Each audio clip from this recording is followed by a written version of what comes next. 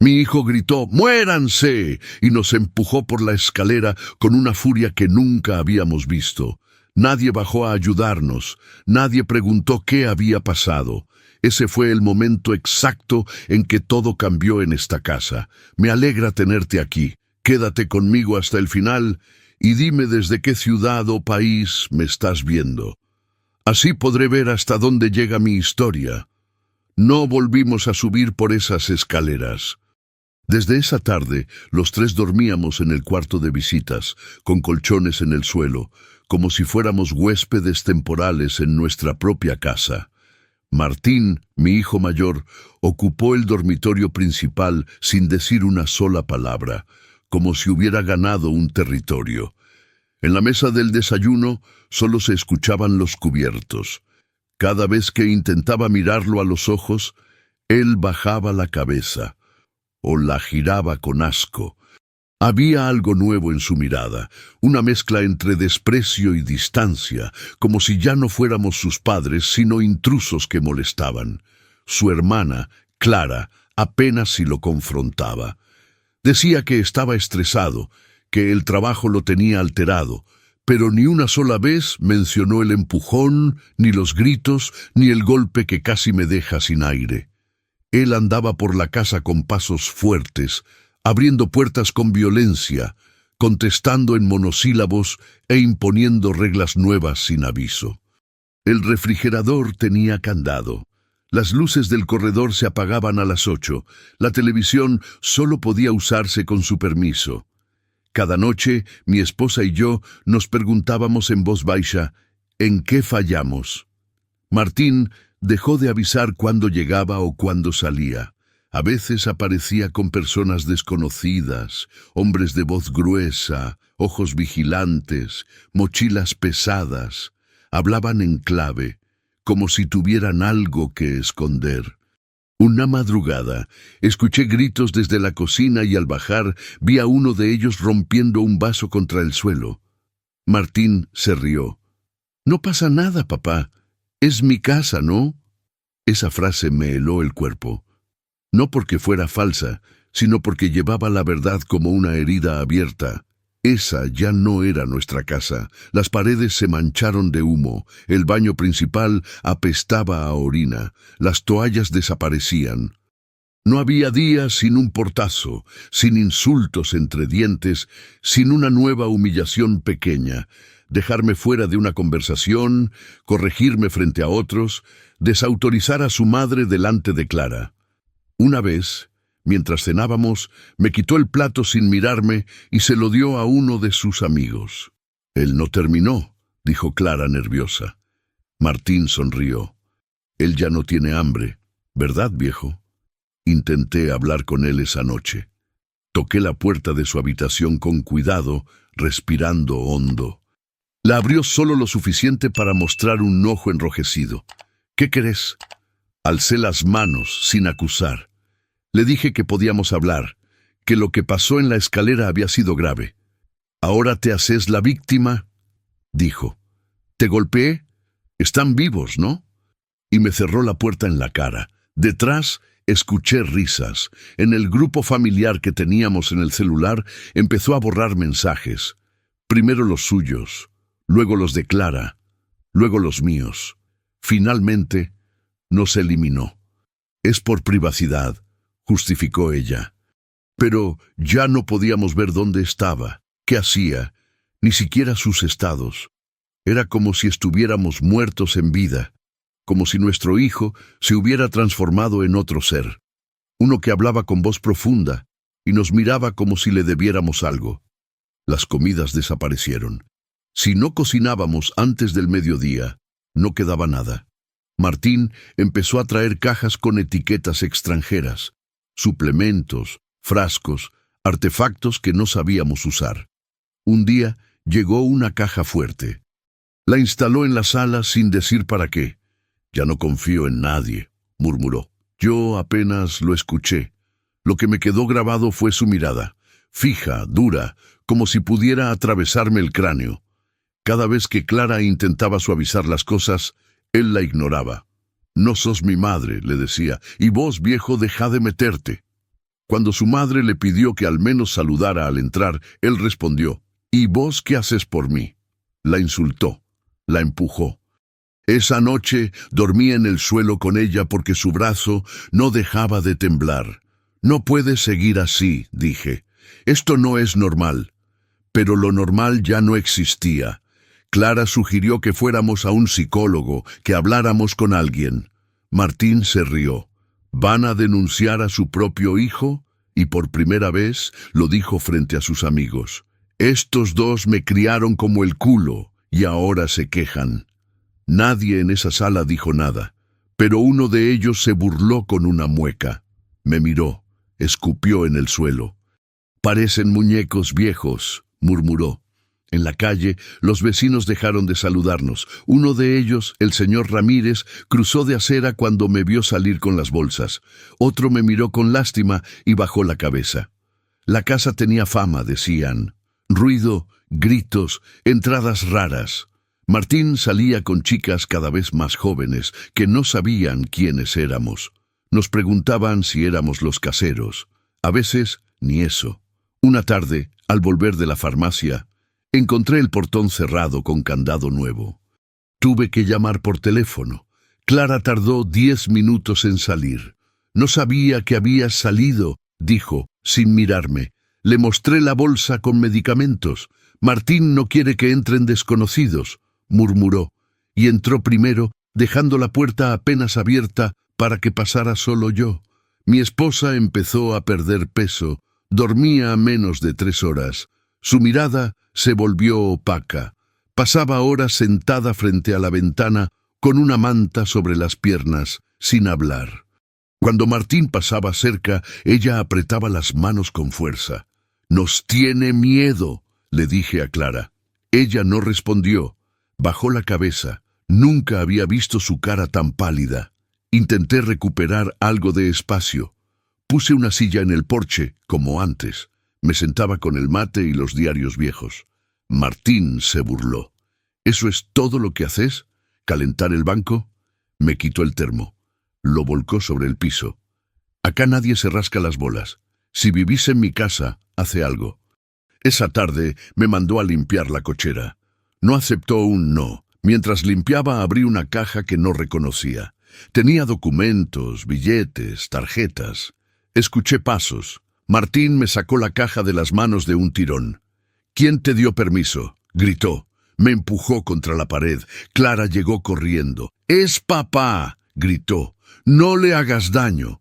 Él levantó el puño. Se detuvo a medio camino. «No me provoquen más». Desde entonces no puedo acercarme a nada que le pertenezca. Clara le pidió que al menos no gritara. Él la acusó de aliada de débiles. «Esto no es un geriátrico», dijo, «y ustedes no son mártires. Si están acá, es por algo».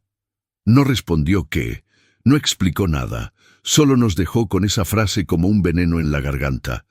Empezó a instalar cámaras, una en la sala, otra en la cocina, una más en el pasillo. Cuando pregunté por qué, dijo que ya no confiaba en nadie. «¿También nos vigila a nosotros?», preguntó mi esposa. Él respondió con una risa seca. «Claro que sí. Nunca se sabe cuándo alguien va a traicionarte». Esa noche dormimos con la sensación de tener ojos clavados en la nuca. Una madrugada, los perros comenzaron a ladrar sin parar. Al asomarme por la ventana, vi que alguien trataba de entrar por el patio. Martín bajó con un arma. No me dejó llamar a la policía. «Esto lo manejo yo», dijo. Disparó al aire. El intruso huyó. Esa fue la primera vez que vi a mi hijo como a un extraño peligroso. Me temblaban las manos. Desde entonces duerme con esa arma cerca. La deja sobre la mesa, a veces sobre el sillón. No sabemos si está cargada, pero cada vez que discutimos, su mano se acerca a ella como un gesto automático. Mi esposa ya ni se queja, solo tiembla. Clara le pidió que la guardara. Él se burló. «Si les molesta, pueden irse, pero no lo harán». La frase quedó como una sentencia, porque tenía razón. No nos íbamos. No teníamos a dónde. No queríamos perder lo que habíamos construido. Esta era nuestra casa, nuestro techo, nuestra historia. Cómo se le arrebata a un hijo el lugar donde creció, cómo se enfrenta uno a quien debería protegerte. Martín dejó de fingir, ya no pedía, ordenaba, y cada orden venía con un castigo si no se cumplía. Apagar las luces, no hablar alto, no interrumpir, no mirar sin permiso, no entrar a la cocina cuando él estaba. Vivíamos como sombras, en silencio, rezando para no despertar su ira, y cada vez que lo hacíamos, él sonreía, como si disfrutara. Cuando Martín tenía 12 años, yo lo llevaba al club de ajedrez todos los martes por la tarde. Le preparaba un sándwich envuelto en servilleta y lo esperaba afuera aunque lloviera. Siempre salía primero, buscándome con la mirada. Cuando me encontraba, sonreía. Esa sonrisa era el premio. ¿Ganaste?, le preguntaba, y aunque no ganara, me abrazaba fuerte. Ahora paso frente a él en el pasillo y gira el rostro como si mi existencia le molestara. Mi esposa solía tejerle bufandas en invierno, cada una con su color favorito de ese año. En la secundaria le hizo una gris con rayas rojas. La usó todos los días, incluso cuando no hacía tanto frío. Esa bufanda está en un cajón que ya no podemos abrir. Lo vimos usarla una sola vez más, el año pasado, cuando vino por unas semanas luego del divorcio. Esa visita fue el principio del fin. Volvió con la mirada perdida, las uñas mordidas y un rencor que no sabíamos de dónde venía. Decía que todo el mundo lo había traicionado, que la esposa, que los amigos, que los jefes me dejaron solo como ustedes, murmuró esa noche mientras servía whisky en un vaso sin hielo. Nadie entendió esa frase, pero desde entonces se quedó. Nunca se fue del todo. Intentamos ayudarlo. Lo invitamos a acompañarnos al médico, a caminar en el parque, a visitar a la tía Inés. «No necesito sus paseítos de mierda», respondió. Se encerraba por horas, salía solo para comer o para gritar. Una vez rompió una silla, otra un cuadro de mi madre. Nadie lo detuvo. Clara lo justificaba. Nosotros callábamos. Queríamos creer que era una etapa. Recuerdo el día que trajo su primera novia a casa, cuando tenía 17. Le cociné su plato favorito y su madre arregló la mesa con flores del jardín. Martín la abrazó frente a nosotros y dijo: «Ellos siempre hacen esto, no te asustes». Era una frase inocente, pero se nos quedó grabada. Era la primera vez que notábamos esa distancia, ese tono de burla en su voz. Al terminar la universidad, nos pidió dinero para abrir una empresa. Vendimos el auto, cancelamos las vacaciones. Durante meses trabajamos turnos dobles para poder mantenerlo. Esa empresa duró 6 meses. Nunca supimos en qué se fue el dinero. Nunca nos pidió disculpas. Solo vino, dejó las llaves del depósito en la mesa y dijo: «Me aburrí». En su cumpleaños número 30, organizamos una cena sorpresa. Llamamos a sus viejos amigos, preparamos fotos de su infancia. Cuando entró y vio la mesa servida, se quedó en silencio. Luego rió, pero fue una risa amarga. ¿De verdad creían que esto me iba a gustar? Se fue sin comer. Clara lloró en la cocina. Nosotros fingimos que nada pasó. Uno de los momentos más felices de su infancia fue cuando le regalamos una bicicleta roja. Dormía con ella al lado de la cama. La lavaba con esponja, le daba nombre, hablaba con ella. Un día se la robaron, lloró toda la noche. Me sentí un fracaso por no haberla asegurado bien. Le prometí que le compraría otra. Trabajé horas extras, la conseguí, nunca más la usó. Durante el colegio tuvo problemas con la autoridad. Peleaba con profesores, desafiaba reglas. Nos llamaban seguido. Siempre decíamos lo mismo: «Es inteligente, solo está enojado». Nunca supimos con qué. Quizás con el mundo o con nosotros, pero lo defendimos hasta el cansancio, incluso cuando sabíamos que algo estaba mal. En la adolescencia, Le regalamos un teclado musical. Pasaba tardes enteras componiendo. La casa vibraba con esas melodías. Cuando tuvo su primera decepción amorosa, lo escuchamos romper los teclados contra la pared. Nunca más volvió a tocar. Quemó los cuadernos. Desde ese día no volvió a mostrar pasión por nada. Su madre dejó de trabajar temprano para poder acompañarlo. Era su sombra en las tardes. Le cocinaba, le lavaba la ropa, le dejaba notas en su mochila. Para que sepa que no está solo, decía. Martín nunca respondió a esas notas, ni un gracias. Solo las arrugaba y las tiraba al cesto. Aún así, ella seguía escribiéndolas. Hubo una Navidad en la que quiso cocinar él. Dijo que haría todo solo. Compramos los ingredientes. Dejamos que se encargara. Invitó a amigos. Cuando uno de ellos criticó su receta, Martín le arrojó el plato encima. «¡Come eso, imbécil!», gritó. La cena terminó con gritos y la policía tocando la puerta. Fue la primera vez que sentí miedo de mi propio hijo. Pensamiento interno obligatorio. A veces me pregunto si hubo una noche exacta, una palabra precisa, un gesto que rompió para siempre algo en él. Porque yo lo vi reír, yo lo vi llorar conmigo. Entonces, ¿en qué momento se borró mi hijo y apareció este otro ser que no reconoce nuestros rostros? Después de esa Navidad, intentamos hablarle de terapia. Se burló. No necesito que un desconocido me diga lo que pienso. Lo dijimos con cariño, pero fue inútil. Desde ese día nos cerró más puertas. Empezó a aislarse, hablaba menos, reía menos, pero se volvió más duro, más frío, como si necesitara congelarse para no derrumbarse. Cuando murió su abuelo, no vino al entierro.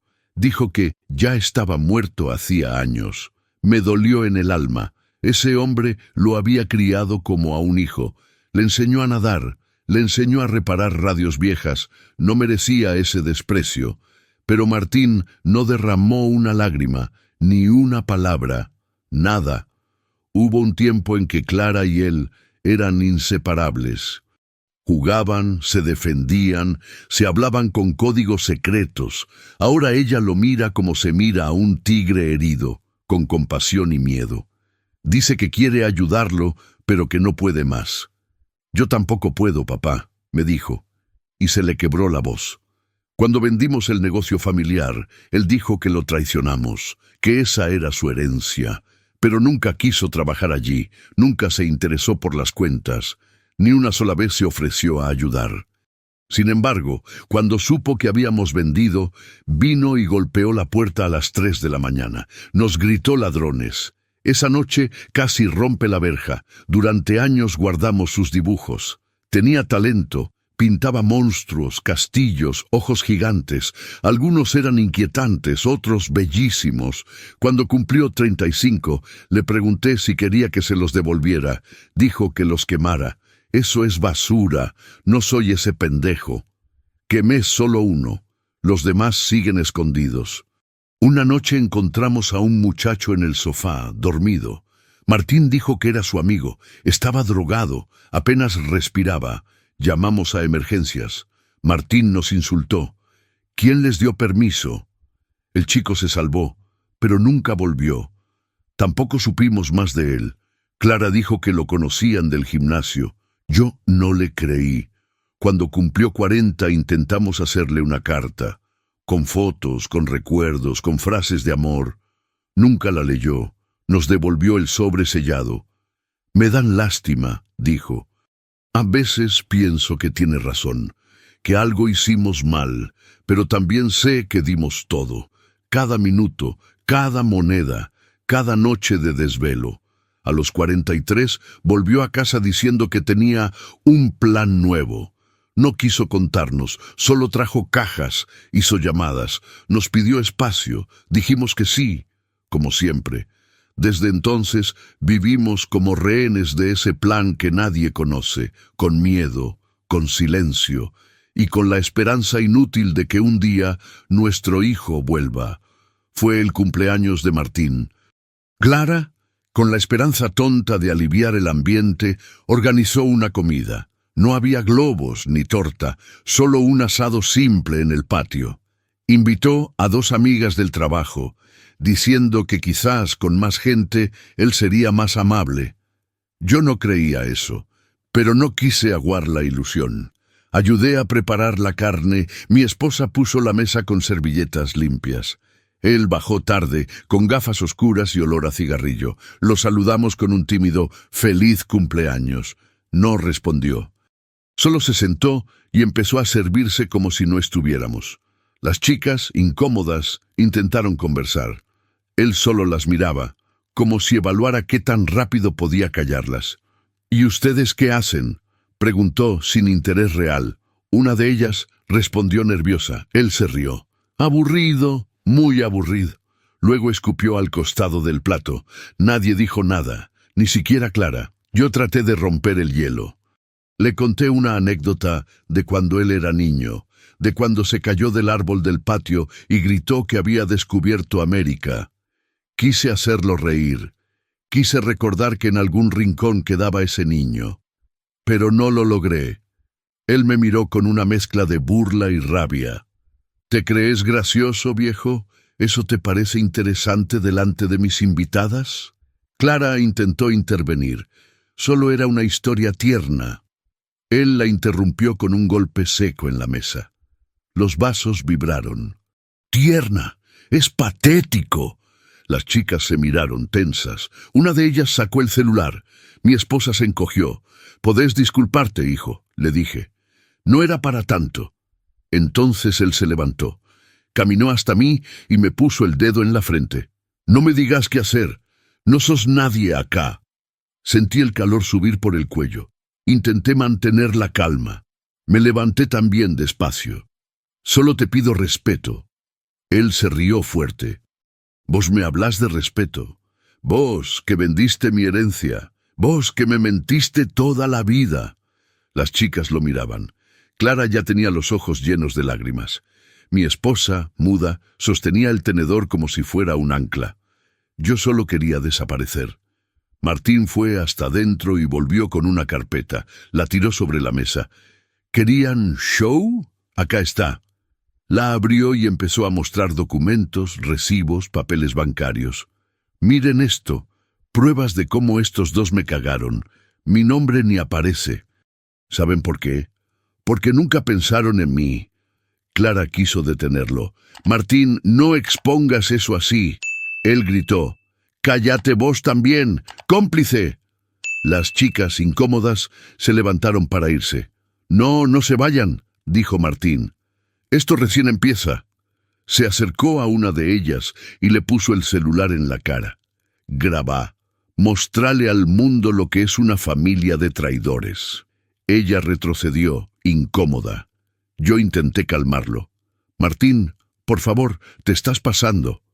Él volvió a ponerme el dedo en el pecho. «Ustedes ya se pasaron hace años». Luego agarró una caja que tenía escondida bajo la mesa, la abrió y sacó fotos nuestras, vacaciones, cumpleaños, cenas. Las arrojó una por una al piso. «Esto, mentira, todo mentira. Gente falsa son ustedes. Me criaron con migajas y después me dejaron solo». Una de las chicas grababa ya con disimulo. Clara lloraba. Mi esposa temblaba. Yo sentí el corazón romperse de forma literal. Lo peor vino después. Martín encendió una tablet. Conectó el audio a una bocina. Y puso una grabación, era yo, hablando con Clara, mi voz, mi cansancio. A veces siento que Martín ya no es mi hijo, es otra cosa, no lo reconozco. Las chicas se taparon la boca. Mi esposa me miró con terror. «¿Cómo tenés eso?», pregunté. Él solo sonrió. «¿Te crees que no escucho todo?». La sensación de traición fue doble. La invasión de mi intimidad, la exposición, la mirada de extraños viendo cómo nos destruíamos frente a una parrilla. Clara quiso apagar la tablet. Él se lo impidió.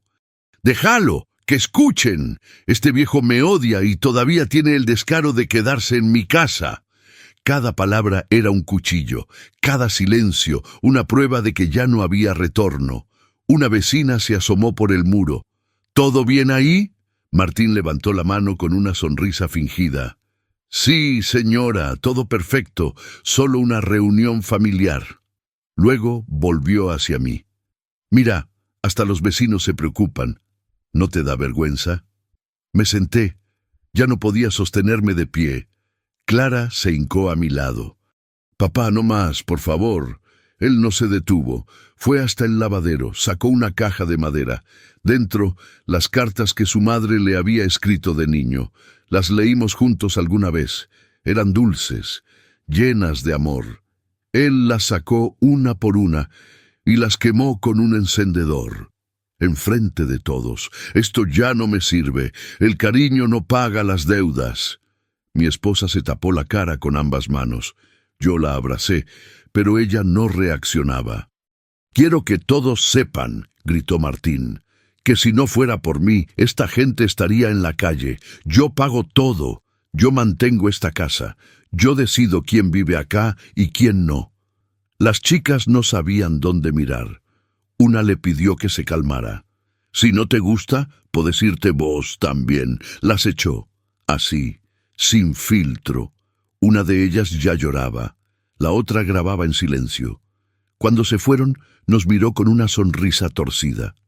¿Ven? Nadie se queda con los débiles, ni amigos ni familia. Luego escupió al suelo. Clara gritó, ¡Basta, Martín! Él se le acercó, muy cerca. ¿Y vos qué vas a hacer? ¿Defenderlos? ¿Vas a llamar a la policía? Ella retrocedió. El miedo era palpable. Yo intenté ponerme entre ellos. Papá, por favor, volvé a tu cuarto, dijo Clara. Pero mi cuerpo no respondía. Estaba congelado. Martín me tomó del brazo y me empujó hacia la silla. Sentate, que todavía no terminé. Luego se grabó a sí mismo con el celular. Hoy desenmascaré a los culpables, a los farsantes, a los que se hacen las víctimas mientras roban a sus propios hijos. Era una escena grotesca. Subió ese video a una cuenta nueva. Lo vimos hacerlo, rápido, como si ya lo hubiera planeado. ¿Creyeron que esto iba a quedar entre nosotros? Lo subió con una frase, verdades que duelen. Me temblaban las piernas. Clara tomó el celular y trató de borrarlo. No pudo. Ya tenía visualizaciones, ya era tarde. Mi esposa intentó hablar. Su voz era apenas un hilo. Martín, esto no está bien. Él la miró fijo. ¿Y vos qué sabes lo que está bien? Te callaste 40 años. Ahora querés opinar. Le arrojó una servilleta mojada. Le cayó en el pecho. Nadie respiraba. Yo sentí náuseas. Clara temblaba. El mundo giraba y todo estaba mal. Pasaron 5 minutos en silencio. Él de pie, nosotros sentados, destruidos. Les doy una semana para irse, dijo. O les corto la luz y el agua, a ver si todavía creen que tienen derechos. Se fue sin mirar atrás. Solo escuchamos la puerta cerrarse con violencia. Clara nos abrazó. No dijimos nada, porque no había palabras. Na manhã seguinte, acordei mais cedo que todos. Ainda escuro, o pátio parecia um campo de batalha. Restos de papel queimado, pratos quebrados, pegadas no chão. Me ajoelhei no canto e comecei a recolher tudo. Não com raiva, com método. Como quem limpa uma cena de crime esperando que alguém em algum lugar perceba. Minha esposa ainda dormia, ou fingia dormir. Clara não apareceu. Entrei no quarto que nos restava e tirei da caixa a única coisa que ainda era minha, o diário de contas da casa. Era uma velha caderneta azul, onde por anos anotei cada compra, cada reparo, cada centavo investido. O abri, vi meu próprio traço trêmulo e fui marcando as páginas com post-its. Reparos no telhado, pintura da fachada, compra da geladeira. Tudo estava lá. Assinaturas, datas. Fui até a sala, sozinho. Peguei a velha pasta cinza de documentos da casa, que ele achava que tinha escondido bem. Estava no fundo do armário de ferramentas. Chaves de luz, contas de luz, boletos antigos. Em silêncio, juntei tudo e organizei numa nova pasta. Marquei em vermelho: titularidade, padre. Anexei cópias de RG, recibos de compra, levei horas. Ao meio-dia vesti minha melhor camisa. Fiz a barba. Olhei para o espelho e respirei fundo. Pela primeira vez em semanas, meus olhos não tremiam. Levei a pasta na mão. Clara estava na cozinha. "Aonde vás?" perguntou. "Aonde tenho que ir?" respondi. Ela não insistiu. Sabia. Abaixou a cabeça, mas havia um brilho nos olhos, um gesto de aprovação. Na portaria do cartório, esperei mais de 1 hora. Quando finalmente entrei, sentei diante da funcionária e entreguei tudo. Ela revisou. Leu cada linha. "Deseja registrar isto como prueba de propriedade histórica?" Eu assenti. "Sim, e também quero deixar uma cópia certificada." Ela carimbou com força, 3 vezes. Pela primeira vez, alguém me olhava com respeito. Na volta, passei na gráfica e pedi 10 cópias. Depois, comprei um pendrive. Salvei tudo: PDFs, fotos, registros escaneados. Organizei por pasta: histórico familiar, legal. Cheguei em casa com uma sacola cheia. Clara abriu a porta. Minha esposa estava na sala, como sempre. Mas quando me viu com aquilo, se levantou devagar. "Que hiciste?" "Lo que devia a ser", respondi. Esperei Martim aparecer. E ele apareceu. Ao cair da tarde, como uma sombra, entrou com seus passos pesados, camiseta suada, celular na mão. Me viu sentado com a pasta sobre o colo. Riu. "E eis o que é eis? Um regalo?" Não respondi. Levantei-me. Entreguei a ele uma cópia da documentação. Ele folheou. Um silêncio denso. Os olhos se estreitaram. "De onde sacaste isto?" perguntou tenso. "Sempre estuvo aqui", respondi. "Solo que a hora tiene respaldo legal." Ele atirou os papéis no sofá. "E que pensás lograr com esto? Recuperar dignidade? Eso ya no te queda." Permaneci firme. "Pensé que la casa era tuya, pero está a nombre mío, y ahora está protegido." Vi o choque. Vi o susto. Clara entrou, como por instinto. Ficou ao meu lado. "Papá tiene razão", disse. "Esta casa sempre foi sua. Vos solo vivis acá." Martim ficou imóvel. Nunca o tinha visto assim. Como se perdesse o controle por um segundo. Levou a mão à cintura, mas não havia nada. Nem arma, nem resposta. Só silêncio. "Que mais tienen guardado?" sussurrou. "Verdade", respondi. "Eso es lo que queda." Fui até o sofá, peguei os papéis, guardei de novo na pasta. "No vamos a seguir viviendo bajo amenazas. Si queres quedarte, vas a respetar. Si no, sabes el camino." Minha voz saiu calma. Clara apertou meu braço. Minha esposa, que não havia dito uma palavra, se aproximou e me olhou como não fazia há meses. Martim se virou lentamente. Pegou o celular. Abriu o vídeo que havia publicado. Vimos o gesto. O polegar sobre o botão de apagar. Mas não clicou. Nos olhou de novo. "Pensás que isto te salva? Unas fotocópias?" Riu, mas já não tinha o mesmo domínio. Havia algo novo em sua voz. Um furo, uma rachadura. Esto apenas empieza. E saiu. Sem bater a porta. Sem gritar. Pela primeira vez, ele recuava com passos pesados, mas silenciosos. Clara me abraçou com força. "Não puedo crer que lo hiciste." Minha esposa chorava em pé, como se algo dentro dela se tivesse soltado. "Ao fim", disse. Ao fim alguém lo enfrentou. Mas o alívio durou pouco. Naquela noite, alguém cortou os fios da internet. Também o sinal do alarme. Descobrimos no café da manhã seguinte, quando tentamos ver as notícias. Nada funcionava. Clara foi verificar o roteador. Encontrou os cabos arrancados. Meu pendrive, onde guardei tudo, havia sumido da gaveta.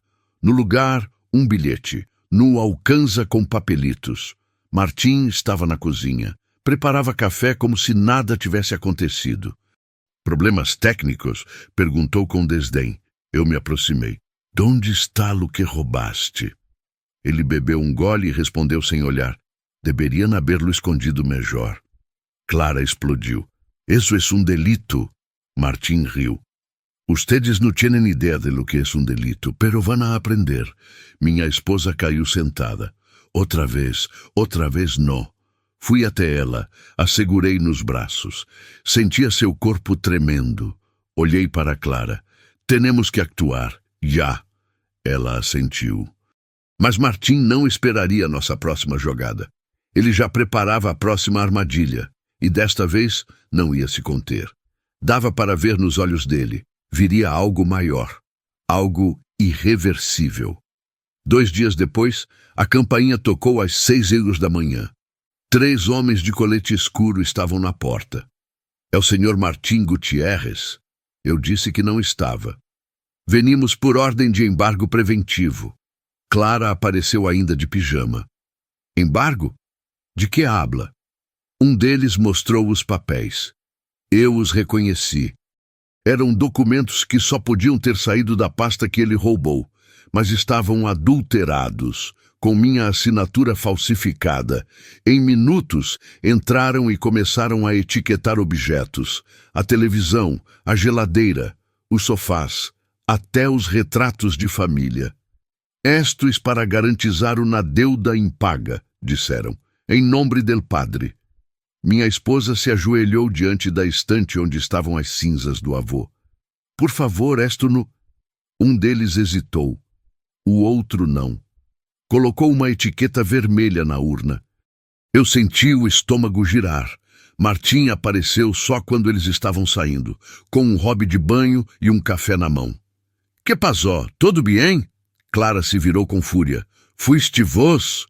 Ele sorriu. Eu? Por que sempre me culpam a mim? Eu avancei um passo. Usaste mi nombre, firmaste com mi mano. Ele respondeu com uma gargalhada. Tenés pruebas? Clara tirou o celular. Ele a ignorou. Queres que vayamos a juízo? Dei-lhe. Estou listo. Naquela noite, tentamos recuperar o que dava. Mas o oficial de justiça deixou claro. Nada podia ser removido sem autorização judicial. Dormimos num colchão velho, rodeados de etiquetas vermelhas.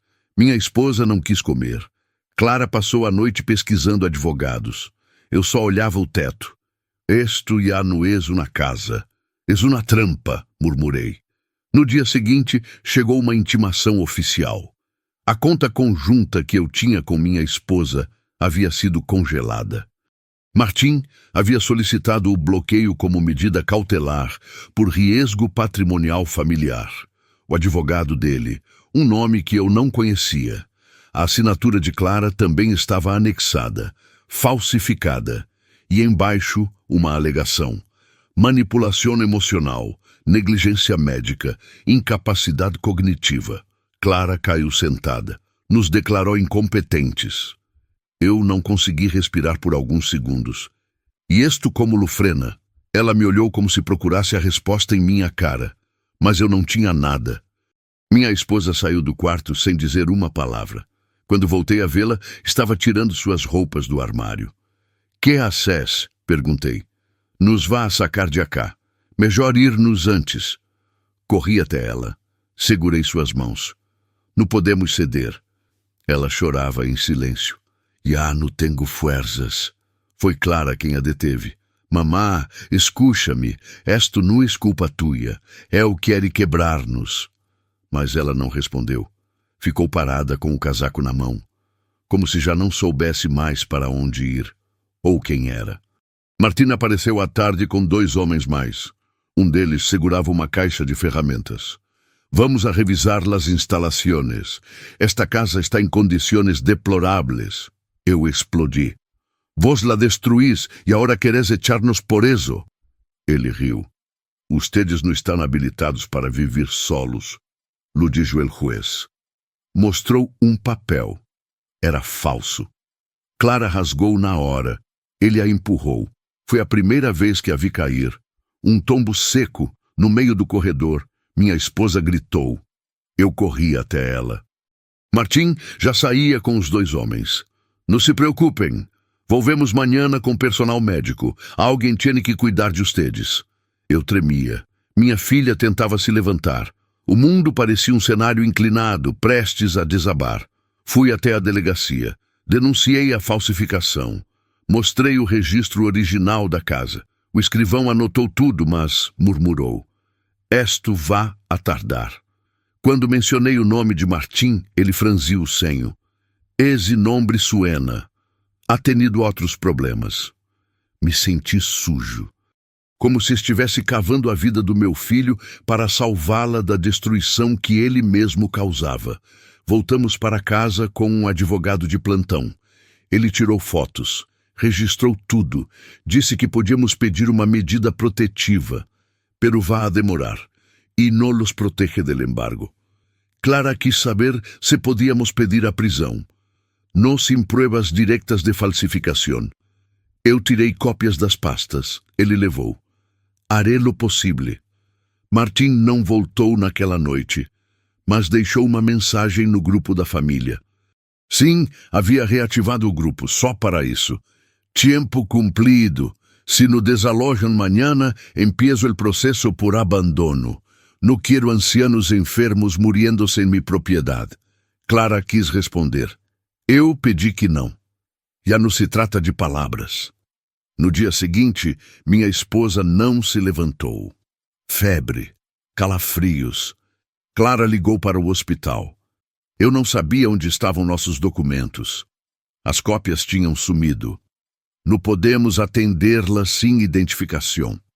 Martim desceu do quarto e jogou a carteira dela sobre a mesa. Buscavam isto? Clara tentou pegá-la. Ele puxou. Una condição, si van hoy. Não aceitei. Peguei a carteira da mão dele à força. Ni um minuto mais vas a julgar com nós outros. Ele me empurrou. No esruego. Esjusticia.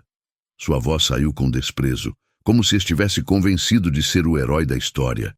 Como se nossos corpos quebrados fossem provas do quão certo ele estava. Eu quis responder, mas minha esposa desmaiou. A ambulância chegou em 15 minutos. O enfermeiro perguntou por um acompanhante. Martim apareceu com um documento falso. Eu me hago cargo. Clara o deteve. Mentis! Ela não te deu poder. O enfermeiro hesitou. O documento parecia legal. Eu tirei uma foto, mandei para o advogado. Retengan-lo, é o nosso tutor. O enfermeiro recuou. Minha esposa foi levada. Eu fui com ela. Clara ficou. Quando voltei à noite, a casa estava trancada. Martim trocara a fechadura. Gritei. Liguei. Nada. Dormi na ambulância estacionada. No dia seguinte, Clara saiu pela janela do banheiro. Cambiou todo. Diz que agora a casa é um centro terapêutico, que não podemos viver acá sem avaliação médica. Entrei com uma liminar urgente. O juiz não respondeu. O advogado disse que talvez em 3 dias. 3 dias é uma eternidade, murmurei. Clara me deu seu celular. Nele, mensagens de Martim com um tal de EP, fotos, planos, listas. Está vendendo partes de la casa. Já empezou. Eu não entendi. Até que vi. A biblioteca tinha desaparecido. Cada livro, cada prateleira, vendidos. Então me pergunto, quanto mais temos que perder para que alguém nos creia? Se estás vendo esto e alguma vez enfrentaste algo assim, contame en los comentarios. A veces, la única manera de no enloquecer es hablarlo con quien sí lo entiende. No terceiro dia, o advogado conseguiu um mandado parcial de reentrada, limitado mas válido. Nos permitiria acessar a casa para retirar documentos, medicamentos e objetos pessoais. Clara e eu fomos direto ao cartório buscar a cópia física. O papel estava ali, assinado, e dessa vez com testemunhas. Eu sabia que era agora ou nunca. Se recuássemos, Martim nos esmagaria sem remorso. Voltamos para casa com um oficial de justiça. Martim abriu a porta com um sorriso irritante. Que queres agora, viejo? O oficial se apresentou e mostrou a ordem. Venimos por objetos personales e documentação. Usted deve colaborar. Martim riu. E se não quero? O oficial foi firme. Entonces incurre em desacato. Ele se calou. mas os olhos ardiam. Entramos. A sala estava irreconhecível. As paredes haviam sido pintadas com cores escuras. Havia cartazes motivacionais em inglês, como se fosse uma espécie de clínica. O sofá sumira. No lugar, uma esteira de academia. Fui direto ao quarto, onde guardávamos a caixa de lembranças. A mesma que ele jurava não conhecer. Estava lá, intacta. Peguei a pasta azul. Clara correu até mim. Está todo. Martim nos observava com os braços cruzados. Se creem que isto los vá a salvar, não sabem nada. O oficial anotava tudo. Quer você declarar algo, Sr. Gutierrez? Martim não respondeu, mas quando olhei para ele, entendi que algo mudaria. Fui até o armário. Puxei a segunda caixa. Dentro, papéis antigos, recibos de transferências, e-mails impressos, mensagens dele pedindo dinheiro para coberturas médicas. Na maioria desses papéis constava sua assinatura original. Clara e eu fizemos o mesmo gesto ao mesmo tempo. Pegamos o celular, fotografamos tudo. Martim avançou. Eso não pueden llevar-se. O oficial bloqueou o caminho. Não pode tocar a nadie durante o processo. Ele rosnou algo que não entendi, mas ficou parado. Tinha medo. Pela primeira vez, medo real. Voltamos com as provas para o escritório do advogado. Ele analisou por horas, comparou assinaturas, ligou para um perito. Esto cambia todo, la falsificação é evidente. Clara chorou de alívio. Eu apenas senti as pernas bambas. E a hora? Perguntei. Ele respondeu com calma. Vamos a preparar uma apresentação judicial urgente e uma denúncia penal. Pero há algo mais. O advogado abriu o notebook. Mostrou um print. Era o anúncio de um imóvel novo, com fotos da nossa casa, mas remodelada digitalmente. O anúncio estava ativo. Martim está intentando vender esta propriedade, sem informar que tinha coproprietários, nem causas judiciais abertas. A ilegalidade era clara. Era o erro que precisávamos, a contradição visível. No dia seguinte, liguei para o número do anúncio fingindo ser comprador. Gravei a ligação. Martim atendeu com outro nome. La propriedade está livre, sem ocupantes. La documentação está em ordem. Clara ouviu em silêncio, segurando minha mão. Enviamos o áudio ao advogado. Agora sim lo tenemos, disse. Pela primeira vez, a voz dele parecia confiante. Marcamos uma nova audiência, mas ainda demoraria uma semana. Tempo demais. Então decidi não esperar. Fiz o que Martim mais temia. Publiquei. Criei um perfil anônimo com o nome da casa. Poste fotos da fachada, antes e depois, documentos, trechos das gravações, partes do anúncio falso. Usei o mesmo tom que ele. Verdades que duelem. Em menos de 2 horas, começaram os compartilhamentos. Alguns vizinhos reconheceram a fachada. Outros comentaram. Sempre escuchávamos gritos aí. Clara monitorava as reações. Mira esto, alguém lo etiquetou. Um tal ex-sócio. Minha esposa, ainda frágil, sorriu ao ver o celular. Ao fim, alguém lo vê. Mas a resposta de Martim não demoraria. À noite, quando voltamos ao hospital, recebemos a ligação. Han forzado la entrada do departamento de ustedes. Era o zelador do prédio vizinho. Corremos até lá. O apartamento estava revirado. Ninguém sabia explicar como ele havia entrado, mas era claro quem tinha feito. Clara achou, em cima da cama, uma foto antiga nossa, rasgada ao meio. Ao lado, um envelope com uma única frase: querem guerra. Liguei para a polícia. Levaram impressões digitais. Anexaram o boletim à denúncia existente. Mas os agentes foram claros. Sem captura em flagrância, é difícil actuar. O advogado insistia que estávamos perto do ponto de virada, mas o medo só crescia. Dormíamos por turnos. Clara mantinha o celular gravando o tempo todo. Eu mal comia. Minha esposa só chorava. Martim, claro, fingia normalidade. Publicava stories com frases sobre libertar, fuerza, renascer. Tentava inverter a narrativa. Chegou a postar uma foto antiga com a legenda: "A vezes, la família é o verdadeiro inimigo." Mas os comentários já mostravam outra coisa. Pessoas perguntando, compartilhamentos aumentando. A verdade começava a escorrer pelas frestas. Na quarta-feira, recebemos a ligação de um canal local. Um jornalista queria confirmar informações. Clara tremeu. "E se isto lo enfurece, Mas eu estava decidido. Prefiro que lo vean por lo que es antes que destruya mais." Agendamos uma entrevista informal. O advogado nos acompanhou. Gravamos depoimentos, mostramos provas. Eles ficaram em choque.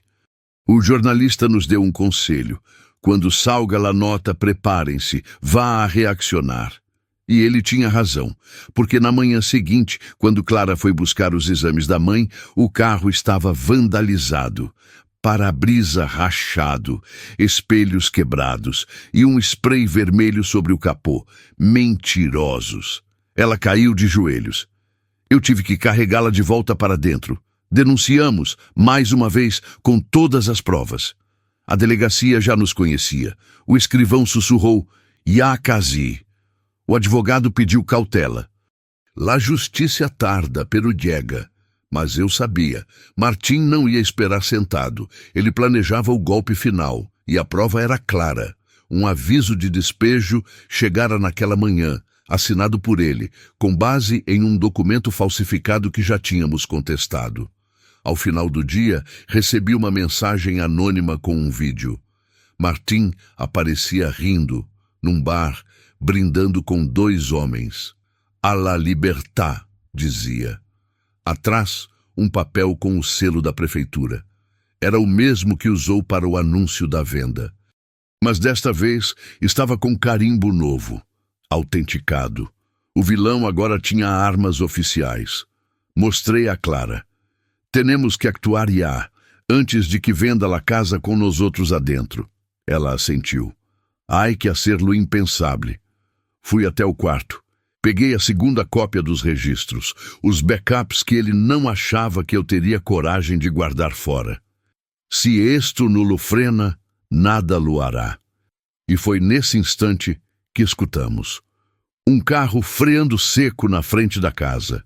Gritos, batidas. "Abram controle de propriedade municipal." Martim havia movido suas peças finais, e agora o clímax era inevitável. Os gritos vinham da calçada. Clara correu até a janela. Eu segui. 2 carros da prefeitura, um furgão branco, 3 homens com pranchetas. Um deles batia no portão com força. "Controle municipal. Denuncia ativa de ocupação irregular." Clara respirou fundo. "Eis a hora." Peguei a pasta com os registros. A original, a íntegra, a que ele nunca achou. Descemos com o documento na mão. O inspetor nos olhou surpreso. "Ustedes vivem aqui?" Clara assentiu. "Somos los dueños legítimos, tenemos pruebas." Ele ergueu a sobrancelha. "E el señor Gutiérrez? Es nuestro hijo, e falsificou todo." Mostramos a pasta. Ele abriu, leu, chamou um colega. A porta de entrada se abriu naquele instante. Martim apareceu, camisa branca, expressão falsa de confusão. "Que está passando?" perguntou ele. O inspetor foi direto. "Tiene documentos que acreditem sua propriedade sobre este inmueble?" Martim hesitou. "Sí, claro." Voltou para dentro com pressa. O inspetor nos olhou de novo. "Podemos passar?" Clara respondeu antes de mim. "Por favor, este é nosso hogar." Eles entraram. A sala estava vazia. A decoração recente havia sumido. Apenas a esteira, os cartazes e o cheiro amargo de cigarro velho. Martim desceu com uma pasta preta. "Aqui está." Entregou ao inspetor. Ele começou a comparar com os nossos documentos. "Firmas diferentes, fechas alteradas, e este sello es del año pasado, pero el archivo que ustedes tienen es de 2004, original." Martim engoliu seco. Os outros fiscais começaram a circular pela casa tirando fotos. Um deles filmava com o celular. O inspetor consultou seu rádio. "Há evidência de duplicação fraudulenta. Solicito presença policial." Martim perdeu a cor. Não hace falta. Esto es una confusión. O fiscal respondeu seco. Usted firmou como único proprietário. Isso já constitui falsidade ideológica. Na cozinha, encontraram cópias dos documentos queimados. Rascunhos com letras iguais às de Martim. Isto parece uma preparação de falsificação múltiple, disse um dos fiscais. Eu me mantive em silêncio. Clara tremia. Minha esposa, sentada na cadeira, observava tudo com olhos brilhando. Um dos fiscais se aproximou dela. «Es usted la senhora titular del inmueble?» Ela assentiu. «Desde há 40 anos». De repente os policiais chegaram. 2 agentes. Um homem e uma mulher. «É o senhor Martim Gutierrez?» Ele tentou sorrir. «Sí, pero esto es un error». O inspetor entregou a documentação. O policial leu. Olhou para Martim. «Deve acompanhar-nos. Há uma denúncia ativa por falsificação de firma, usurpação de propriedade e manipulação de identidade». Martim riu nervoso. «Me van a arrestar por un papelito?» «Por 13 papelitos. Más testigos e pruebas em vídeo», respondeu a agente. Clara mostrou no celular a gravação da ligação onde ele usava nome falso. O policial a escutou inteira. «Esto refuerza la acusação». Martim começou a suar. «Esto es una venganza. Estão enfermos». Tentou sair correndo. Foi imobilizado no corredor.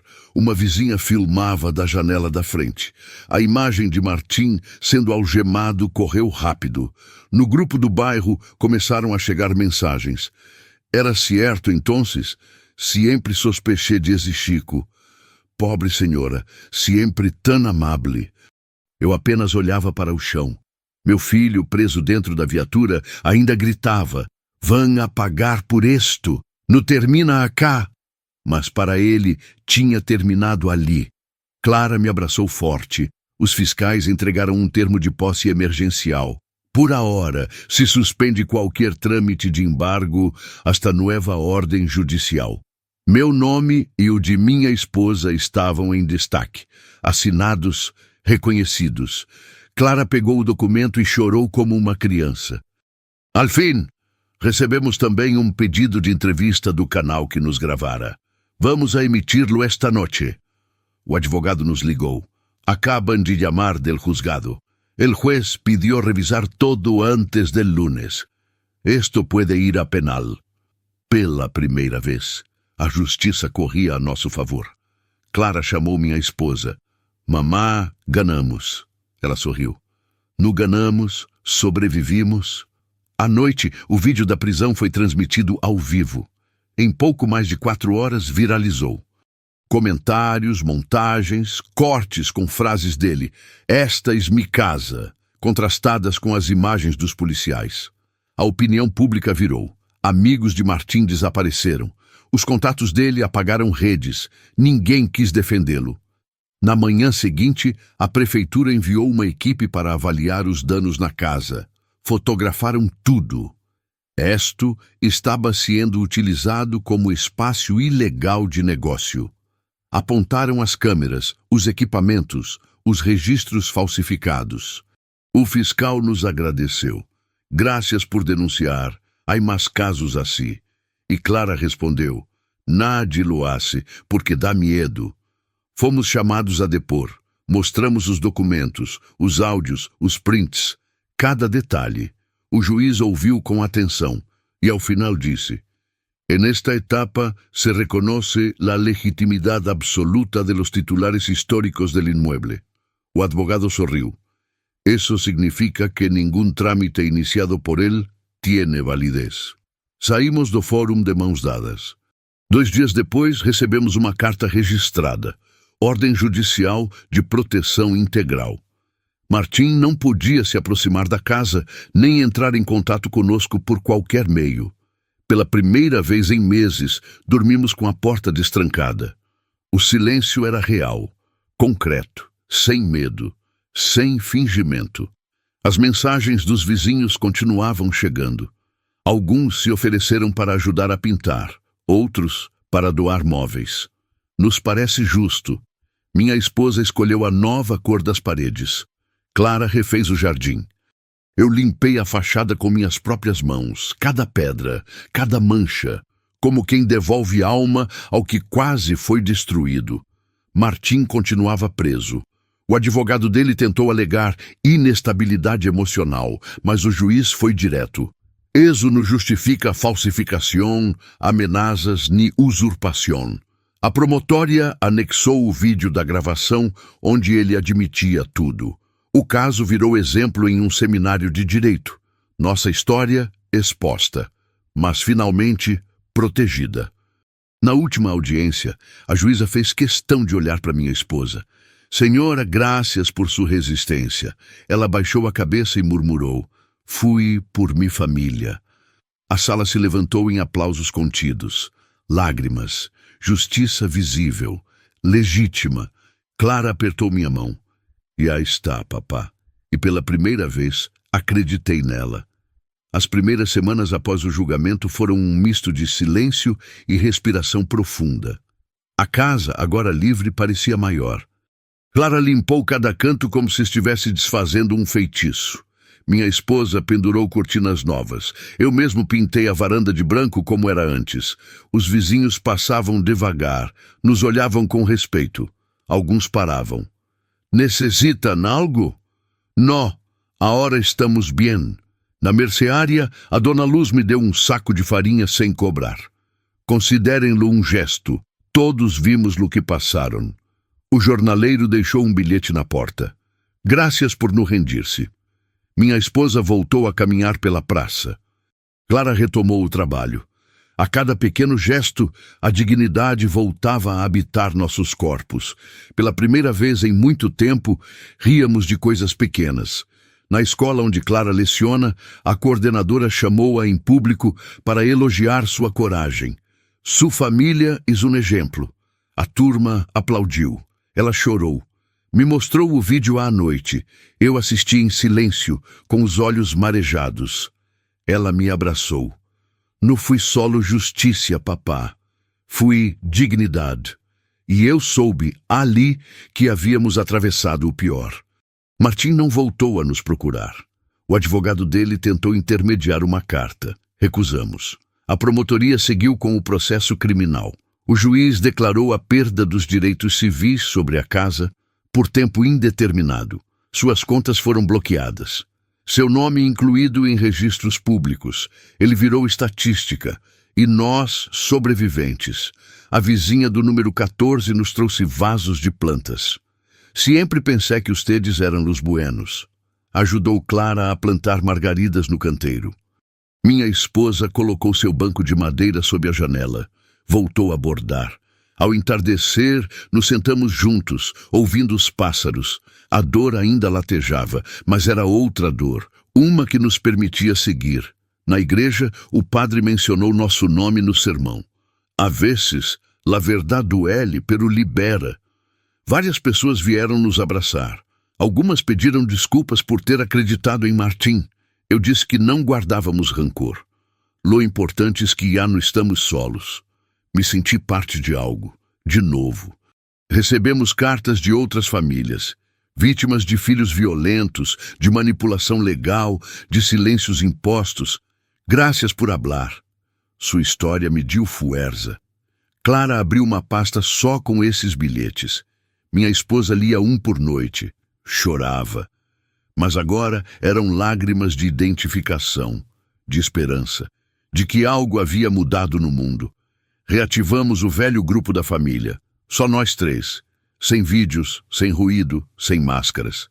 Nele, compartilhamos fotos antigas, receitas, piadas. Reconstruímos pequenos rituais. O café da tarde, os almoços de domingo, as histórias antes de dormir. Minha esposa bordou uma toalha com 3 nomes. Clara, Mamá e Papá. Está sobre a mesa até hoje. A TV local fez uma segunda reportagem.